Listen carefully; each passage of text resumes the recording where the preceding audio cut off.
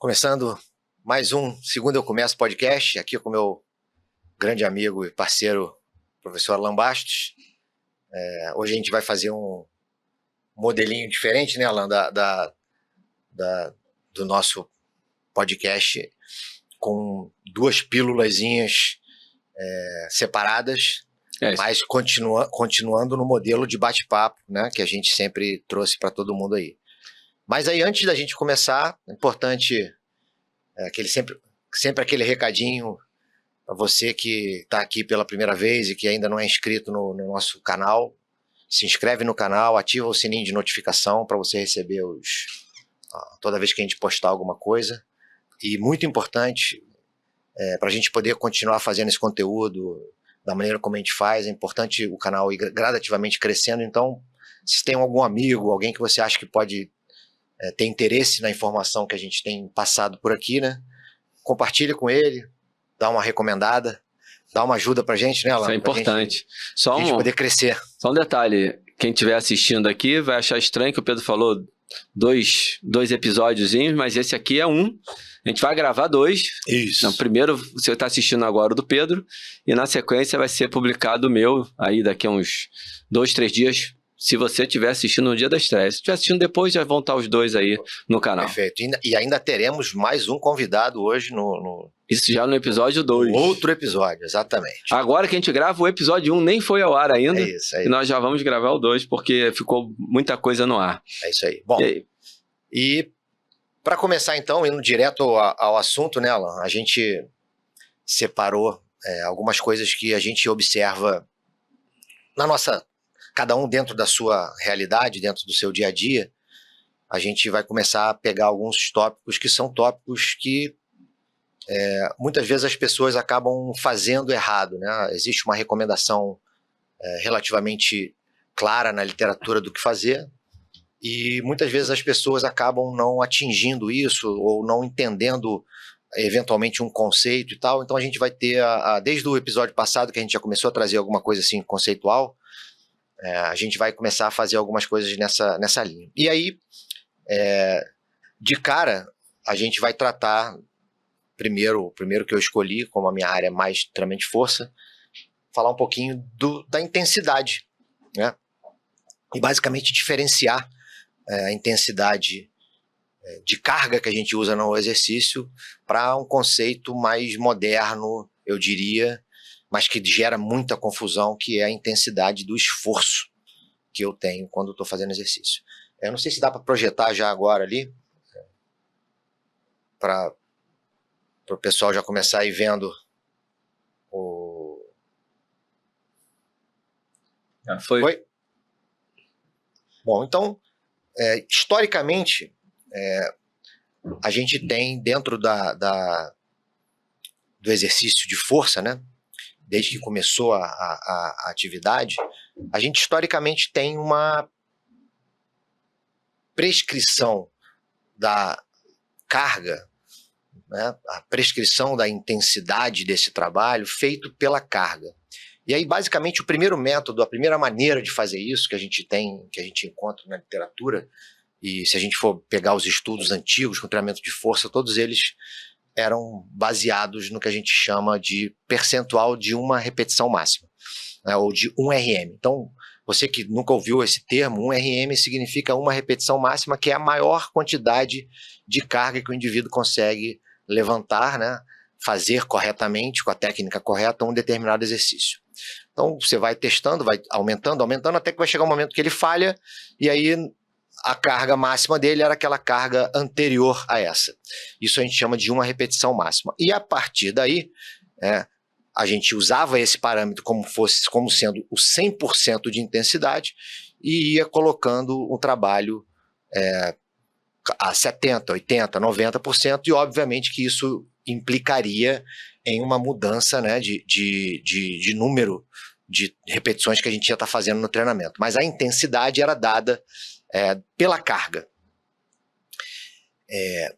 O que acontece é que, à medida que as pessoas foram adquirindo o hábito de fazer treinamento de força, a quantidade de exercício foi mudando pra caramba, né, Alan? Hoje a gente tem inúmeras variações para qualquer tipo de movimento. Ficaria quase que inviável, né, do ponto de vista prático, você prescrever os seus exercícios e tal com base nisso. Por quê? Porque imagina que você está começando a treinar, você que está me escutando aí começou a treinar, botou um exercício lá novo no seu treinamento, seu treinador foi e fez um programa para você que nesse programa tinha 8 exercícios. Não estou sendo generoso, não é nenhuma quantidade absurda. Bota 8 exercícios. Você vai, em teoria, você vai ter que fazer um teste de 1RM para 8 exercícios. Né? De cara, já começou o problema porque um teste bem feito, com aquecimento e tal, pelo menos 15 a 20 minutos para você fazer para cada movimento. Então a gente teria aí, provavelmente, o cara 1 semana, 2 semanas de testagem, né? Já fica um pouco inviável.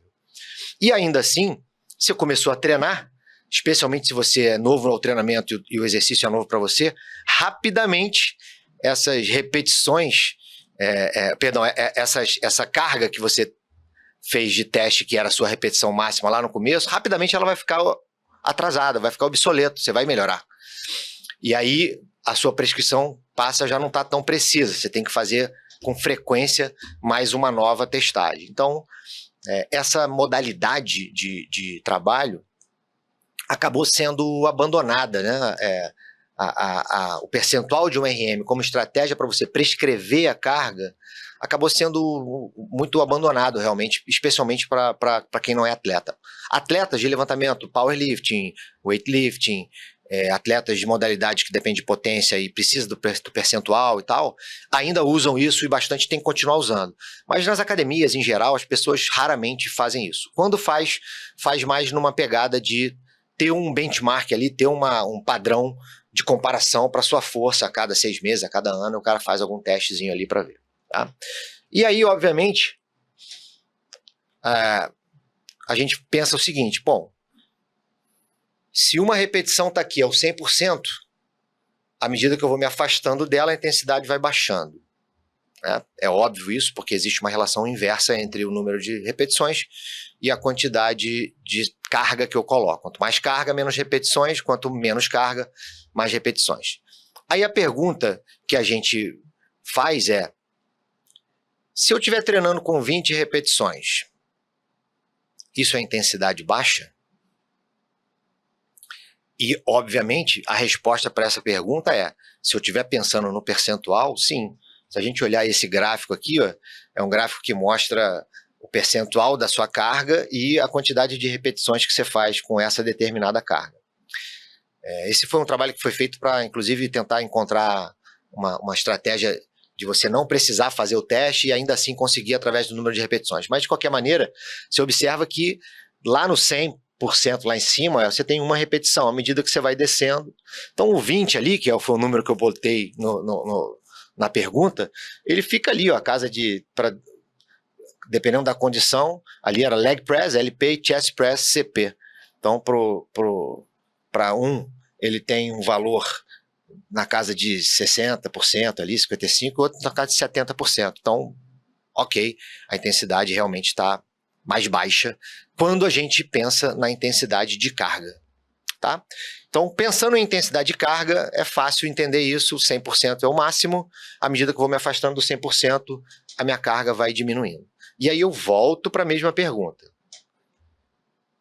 Mas e uma série com 20 repetições? Ela é de baixa intensidade? Por esse método, sim. Agora pensa você treinando. Vamos pensar você treinando. Você começou a fazer e estamos aqui falando de uma carga que você consegue fazer aquele número de repetições e somente aquele número de repetições. Então, quando eu falo para você que o cara está fazendo 20 repetições, eu estou assumindo que ele está fazendo 20 repetições, chegou na última, no limite, que é o que a gente chama de falha concêntrica. Né? Então, ele chegou no máximo que ele pode em 20. Então, a gente pode chamar isso de 20 repetições máximas. Igual a uma repetição máxima é a maior carga que você consegue botar para fazer 20 repetições máximas é a maior carga que você consegue botar para fazer 20. E essa maior carga que você consegue botar para fazer 20, ela é bem mais baixa do que a carga que você consegue botar para fazer uma repetição. Então, mais uma vez, com uma repetição eu tenho 100%, com 20 eu vou ter um percentual bem mais baixo, 60%, 70%, vai depender da pessoa e do exercício. Tá? Mas a intensidade de carga aqui é bem mais baixa. Mas aí, mais uma vez, Eu pergunto, e essa pergunta é provocativa, Alan. 20 repetições é intensidade baixa? Eu pergunto para você, o que você me diz? Posso usar o famoso depende? Você... Que eu não quero estragar aí o andamento, mas se for com a carga referente a 20 RM, a intensidade, o que eu vou perceber de esforço vai ser alto. Então a intensidade efetivamente é alta. Perfeito. Agora, se eu fizer 20 repetições com uma carga que eu aguento fazer 40 repetições, aí a intensidade... Perfeito. Já tá baixa. Matou a pau, vamos andar um pouquinho nessa explicação. Então, o que vem em seguida, que a gente pode perguntar é: você consegue diferenciar a sua última repetição de uma série de 20 repetições máximas no limite da sua uma repetição máxima? Ou seja, imagina que tem alguém que está vendo você treinar, e aí você vai e faz uma repetição, você desceu, vamos supor no supino, bateu a barra no peito e começou a subir. Aquela uma repetição máxima, ninguém faz rápido, a velocidade é mínima, você briga com a carga, briga até que você completa. Agora, vamos imaginar você fazendo 20 repetições máximas. Então, eu vou fazendo a primeira, fácil, segunda, terceira, quarta, quinta, quando eu vou chegar lá no final, na 19ª e na 20ª, a minha 20ª, eu bato ela no peito e ela vai ter as mesmas características, inclusive tem alguns estudos com velocidade de movimento, né, o treinamento baseado em velocidade, que já indicam isso. Aquela última, ela tem o mesmo comportamento da uma repetição máxima. Ou seja, quando a gente chega no esforço máximo, seja com 1, com 10, com 15, com 20 ou com 30, é muito difícil de você diferenciar o que está acontecendo ali, ou alguém olhando, a impressão que dá é que se você não conseguir observar a carga que está na barra, parece que o indivíduo está no 100%. Tá? E isso é o conceito da intensidade de esforço. Tá? A intensidade de esforço é exatamente isso. É você chegar... A maior intensidade de esforço é você chegar exatamente na sua falha momentânea, né? Na sua falha muscular concêntrica. Quando você chega ali, você está na intensidade de esforço de 100%. E aí, seja com uma repetição, seja com 20, seja com 50, em qualquer condição, você pode estar em intensidade máxima de esforço, mas com intensidades de carga bem variadas. Tá? E isso era um problema, por quê? Porque às vezes o cara fala, eu estou trabalhando com intensidade baixa. Cara, um trabalho de 20 RM é muito mais intenso do ponto de vista de esforço. Apesar dos dois estarem no máximo, se você faz 1 RM e faz 20 RM demanda muito mais de você. Inclusive eu odeio fazer isso. Não. Você gosta de fazer essa brincadeira, raramente alguém não odeia. Eu tenho uns alunos que gostam, cara, mas é raro. É raro. E aí, Pedro, se você testar essa 1RM, logo após, ali, 1, 2, 3 minutinhos após fazer esses 20 RM, se você for testar, esse RM caiu. Caiu. Óbvio, então você vai terminando na força. Isso se encaixaria numa explicação, aí eu tô falando pro leigo, do ponto de vista de utilização de séries como drop set, por exemplo. Sim. E não só isso, também justifica um pouquinho o fato de você acumular volume, porque quando você acumula volume com séries, até quem não gosta de fazer o trabalho com mais esforço, chega no final com um pouco mais de esforço. Eu vou mostrar isso em alguns slides à frente. Então, para a gente definir, né, essa intensidade de esforço, ela se refere a quão perto você chega da falha muscular. Tá? Então, quanto mais perto da falha muscular você está, em maior intensidade de esforço você está. Quanto mais longe da falha muscular você está, em menor intensidade de esforço você está. Tá? E aí é que entra o problema. Tá? Aí é que entra o problema. Por quê? Porque as recomendações hoje em dia de treinamento de força, se você pegar as recomendações do American College of Sports Medicine ou da National Strength Conditioning Association, elas falam em zonas de repetições máximas. Né? Então, cara, sei lá, vai falar que é para trabalhar entre 8 e 12 repetições máximas. Significa que o indivíduo tem que fazer 8 a 12 repetições com uma carga que ele vai chegar ou bem perto da falha muscular. Tá? E isso em intensidade de esforço praticamente máxima. Tá? Então, a gente sai de um conceito de prescrição baseado no percentual de RM, que, por lógica, para eu treinar força, eu tenho que ser com intensidade alta. As pessoas já colocavam, se eu testo um RM, pego uma intensidade percentual de 70%, 80% e treino com aquela intensidade percentual. Mudou-se pela falta de praticidade, pelos problemas logísticos de você fazer o trabalho com percentual de RM, se mudou para a repetição máxima. Só que quando a gente faz prescrição com base em repetição máxima, eu estou assumindo que as pessoas vão até o esforço máximo. Eu falo para o cara que ele tem que fazer 20 repetições e aí ele vai perguntar para mim, mas qual é a carga que eu faço 20 repetições? E normalmente o que a gente vai falar para ele é a carga que você consegue fazer 20 e não mais do que 20. Então você tem que ir até praticamente a sua falha muscular. E aí é que mora o problema. Então eu lembro de um trabalho que a gente fez, cara, lá na estação, 2005. Devem lembrar aí, o Fabinho Campos e o Rafael Barreto foram meus alunos eram meus estagiários lá e eram alunos da Estácio. Na época eu ajudava na Estácio para fazer monografias, aí, né, trabalho de conclusão de curso, e eles me procuraram para fazer. A gente fez um estudo experimental lá na estação. O que a gente fazia? Olha só que legal. A gente selecionou dentro da academia todo mundo que tinha um programa, todo mundo que se encaixava no perfil lá, homens, tanto há tantos anos e tal. Era uma amostra mais, obviamente, compactada para a gente poder ter uma coisa mais homogênea. E a gente pegou todo mundo que tinha como treinamento de perna. O primeiro exercício era a cadeira extensora 3 séries de 10. Então olhamos no sistema e falou, quem é que está prescrito 3 de 10 na cadeira extensora como o primeiro exercício? A gente pegou isso, foi para o cara acompanhar esse cara no treino, com a carga que ele usava no treino. E aí mandava ele fazer as 3 de 10. Só que qual era a orientação que o avaliador tinha? Quando o cara chegava no 9, e ele ia fazer o 10, a gente falava, vai fazendo, não para não. Tá? Em teoria, esse cara tinha que parar no 10 e eventualmente conseguir fazer 11 ali, né? Assim, tá perto da carga que leva ele à falha.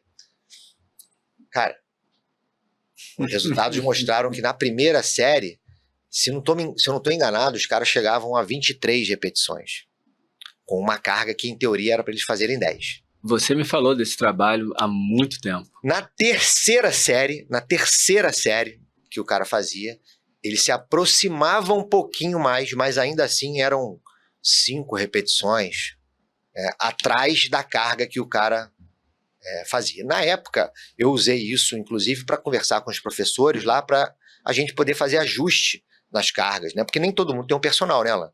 Então, o cara, quando ele vai fazer o ajuste da própria carga, ele tem que ajustar dessa forma.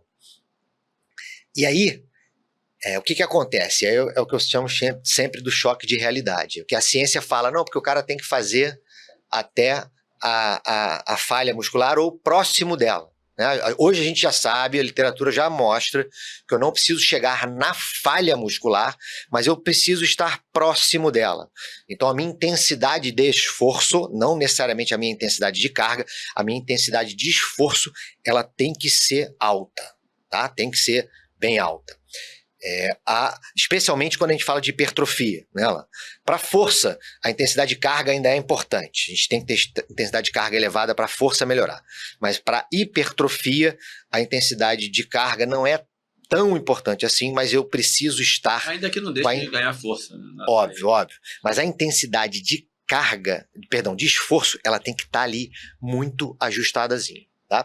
E aí, quando eu falo choque de realidade, é que quando a gente vai para a prática, como esse estudo que a gente fez lá na estação mostrou, as pessoas, na maioria das vezes, elas não têm às vezes não tem a instrução para que elas façam isso, ou então até tem, mas não tem a disposição, não tem a motivação para chegar nesse ponto. Tá? E aí entra a história do cara fazer algumas ou múltiplas séries com a mesma atividade. Aqui tem um esquema interessante para o pessoal ver.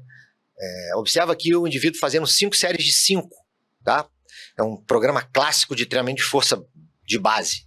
O cara faz 5 séries de 5, por exemplo, no agachamento. Então ele botou a carga dele, e foi lá fazer 5 repetições. Aí o primeiro é aquele que tem tá mais próximo do número de repetições ali, ó, tá mais próximo do eixo.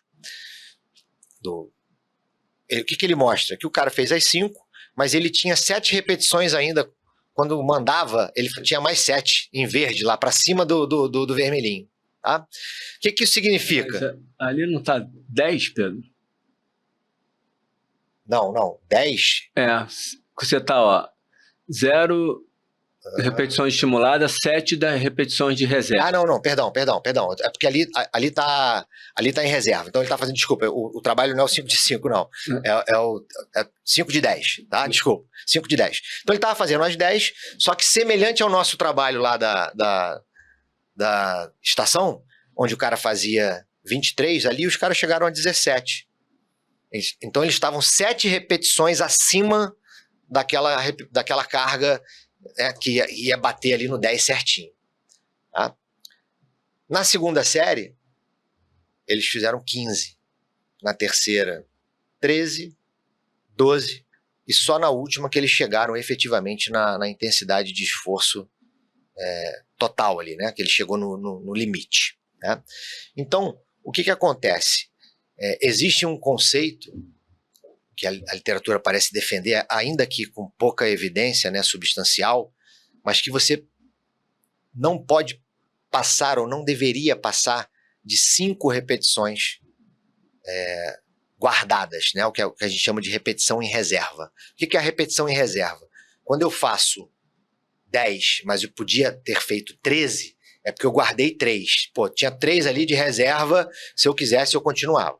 Então, o que a literatura parece mostrar é que o que é estar perto da falha muscular? É quando você está ali até entre umas 5 repetições daquela prescrita lá, a carga que você colocou. Então, mais uma vez, se eu preciso fazer 8 e eu paro no 8, mas poderia ir até 12, beleza, eu guardei 4, ainda estou dentro daquela quantidade de repetições. Mas os caras mais fervorosos do treinamento, eles defendem que as repetições que vão te estimular efetivamente são aquelas que estão bem próximos da sua zona ali final de trabalho. Então, as últimas 5 repetições, basicamente, são aquelas que você efetivamente se entrega ao máximo e tem benefício com ela.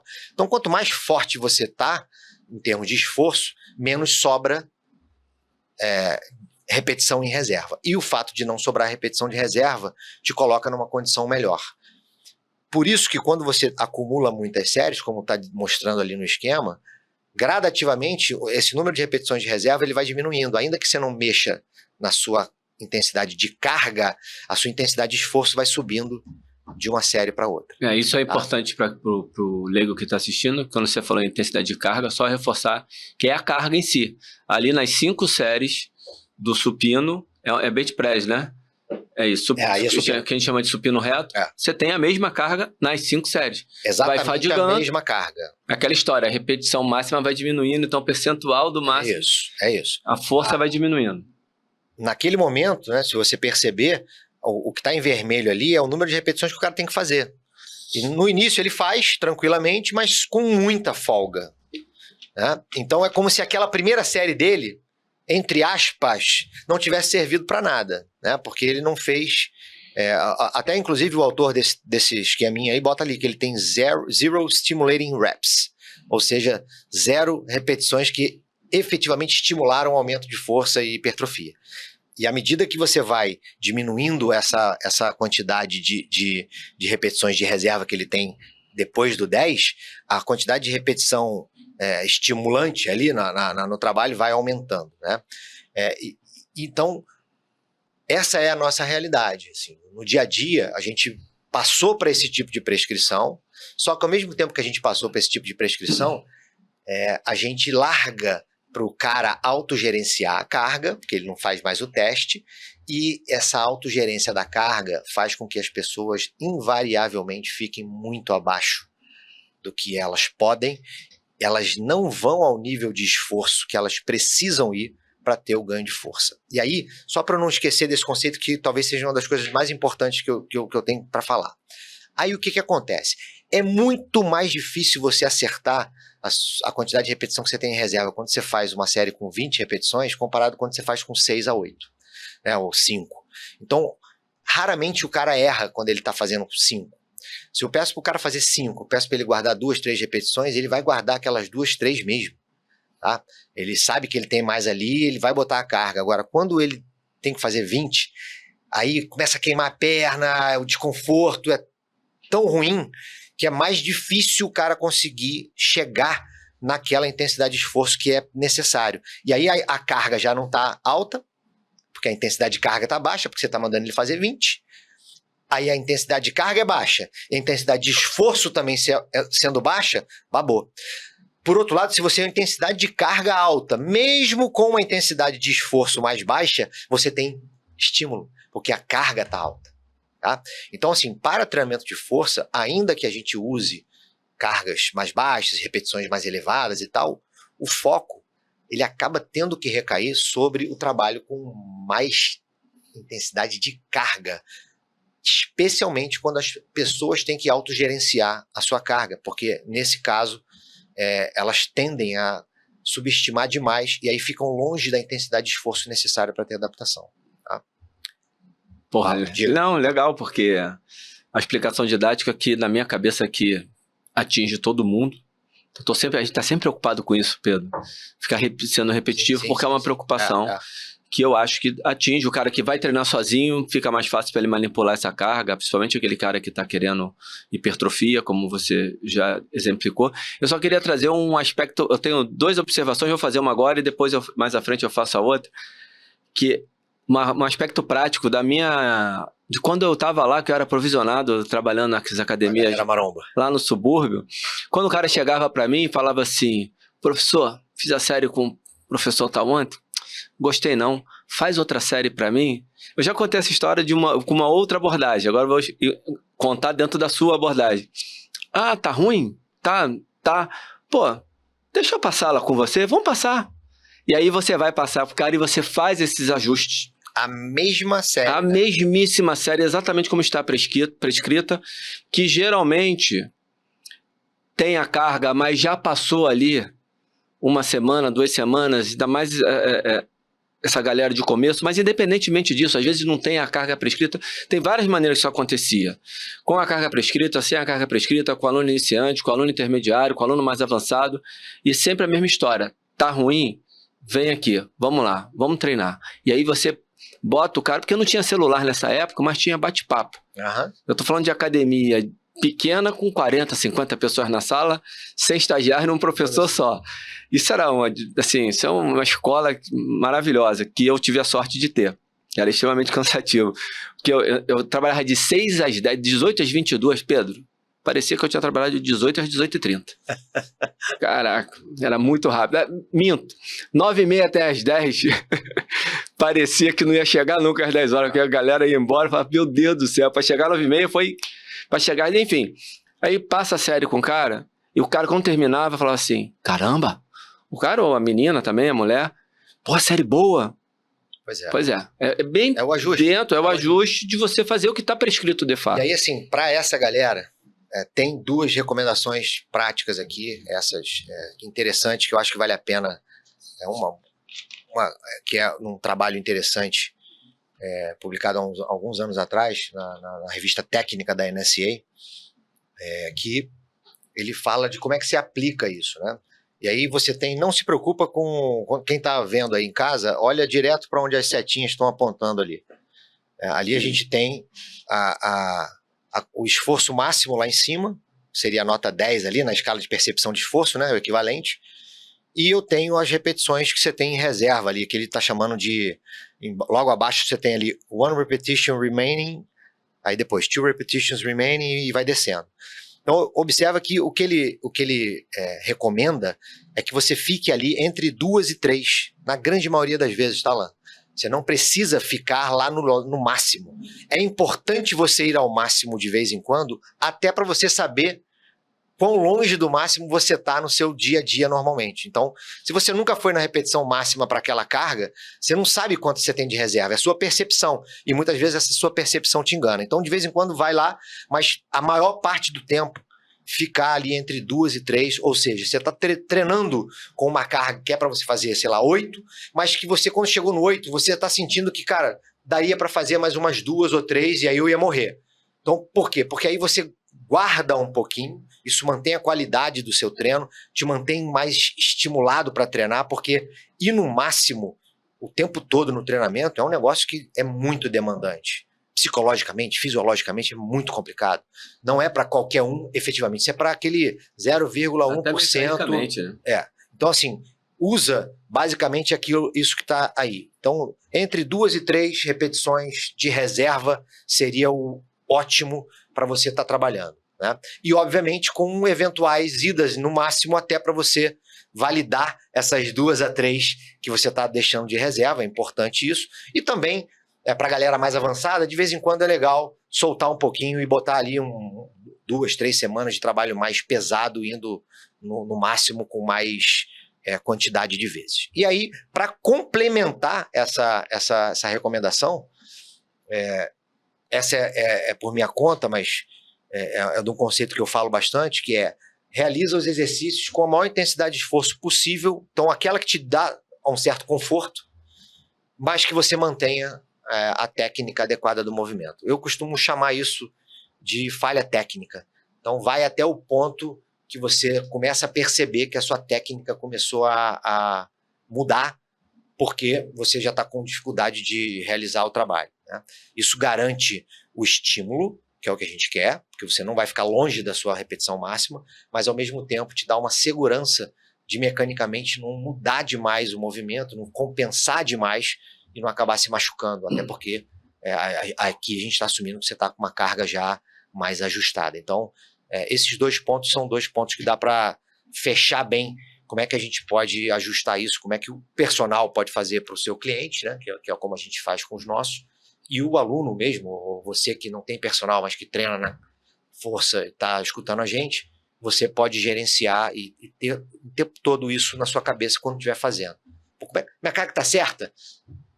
Vê se vai no máximo uma vez, vê se está faltando 2, 3 repetições de reserva. Se tiver com muito mais do que isso, a carga está leve, você ajusta e se preocupa, e aí chama o professor para, olha, analisa aqui para mim, vê se a minha técnica está boa a partir desse momento e tal. Acabou, tá certo, vai para frente e segue gradativamente fazendo os ajustes. Se você for iniciante, você vai ter que fazer ajuste de carga mais frequente.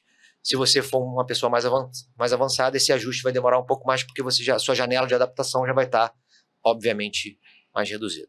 Essa questão da técnica vai caminhar juntinho, né, Pedro? Sim. Isso é muito legal. A falha técnica é muito bacana, essa sacada. Normalmente a gente tem essa falha, assim, quando eu falo falha técnica, você percebe um ajuste, o joelho entrou um pouquinho e tal, você já começa a perceber isso quando você está ali faltando 2, 3 repetições para o limite, tá? Normalmente bate com isso. Obviamente que quando você está forçando um pouco mais, o cara que é um atleta de força e tal, eventualmente ele vai deixar isso acontecer, né? Não tem problema. Para 1, 2 repetições, poucas vezes ali, controlada, você sabendo o que está fazendo, não tem problema. O negócio é quando você faz isso de maneira absurdamente exagerada, em todo o treino, em muita quantidade, e aí é um problema.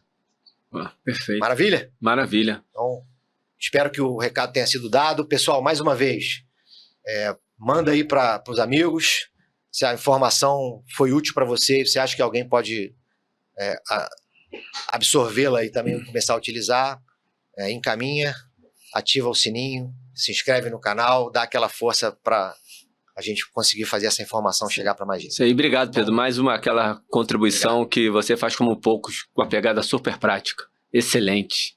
Abraço. Um abraço, até a próxima.